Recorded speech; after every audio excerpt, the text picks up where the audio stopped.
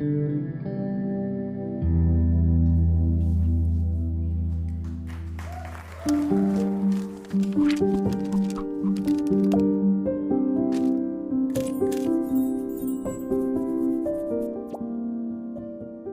the story of The Heights is really kind of an amalgamation of a lot of experiences that I've had. I've experienced music from the inside and from the outside and have a real soft spot for musicians. After I transitioned into filmmaking, because I started as an audio engineer, I got a lot of calls from bands that I knew to help them make music videos. And I also did a lot of performance videos. And then a couple of times got asked to go out on the road and shoot kind of documentary projects of bands on tour. And on more than one occasion, have been in the midst of very private turmoil within the band. In fact, one band I actually happened to be in the dressing room when the band essentially broke up. And on the other side of the door of this kind of implosion that was happening in the green room was a massive record label waiting to meet with the band to talk about how they could go to the next level, more or less. And so I think that that idea stuck with me for the last several years as a way to frame a conversation about what it's like to be a musician in this day and age. Stop, please. Sorry, guys. Tim, I sound like I'm in a cave up here. Having trouble picking out the parts. One of my favorite movies is a movie called Almost Famous. It was about a band, kind of a fictional band in the 70s. And I've kind of been saying for a while now, it doesn't feel like there's really a great film today that captures what it's like to be a musician. I think it's a truism to say that the music industry has seismically changed, but it has. And I think as it goes with the musician, so it will go with many of us in the creative field. In a lot of ways, the institutional support for artists and creators has been replaced by you're on your own. You earn your successes, you earn your failures, but it's definitely kind of squarely on the artist's shoulders to propel their career, and I think musicians acutely feel that. So just trying to get it right. And why am I not on guitar? Just remember your ears this time. All right, boys, let's take it from top. And so out of all of these kind of swirling ideas, I have a singer-songwriter friend of mine named David Ramirez, who I've done music videos and we've been friends for years now. And I've always thought David would be an amazing person to make a film with. I wish upon you peace. I wish upon you grace. I wish for less of what you want and more of what you need. I wish upon you an old life with a heart that stays young. But most of all, I wish upon your love. I thought it might be interesting to kind of craft this story that he could play a character in. And it wouldn't be his story per se, but just kind of a little bit of this and a little bit of that from a bunch of different musicians that I know. I've been talking about scripted work for a while now, and truth is, nobody's gonna make your film for you. I keep talking about wanting to direct narrative work, and at some point you just gotta do it. And so a great place to start often is write what you know, which is, what is a world that you know more about? You're not worried about how to build the world, you're just worried about how to build a film. So all of these swirling ideas in my head are why I landed on a film about a musician, about this fictional duo on the eve of a big showcase. Hey, what are you doing? We need you inside. Come on. Pitchfork is coming, label guy's coming, it's big night. Here we go. When you start going from like, oh, this would be interesting, to like actually thinking about what could the story be, the first thing you do is you start calling people.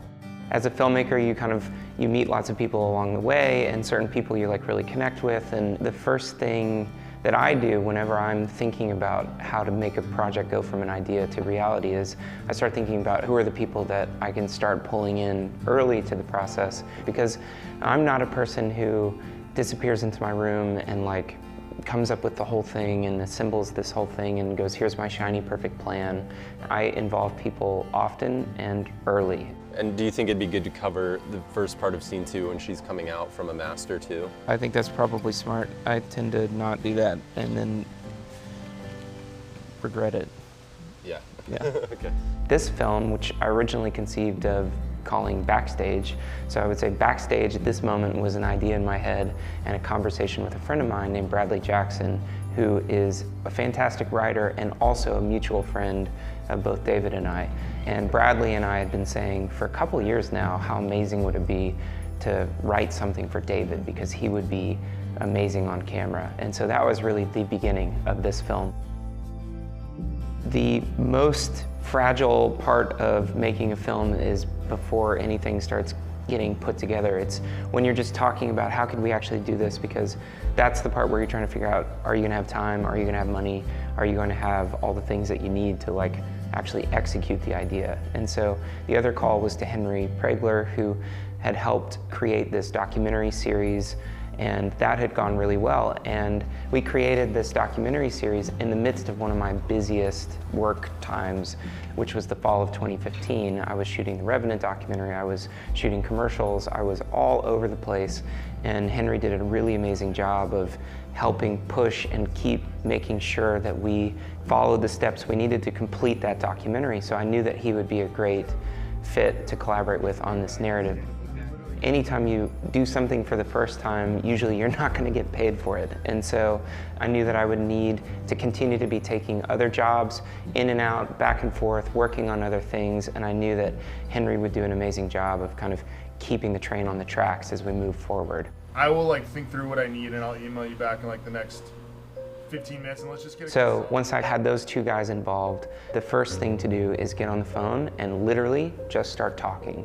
I told Bradley, this is my experience in the dressing room, and this happened, and it was insane. Like, I couldn't believe that this happened in front of me.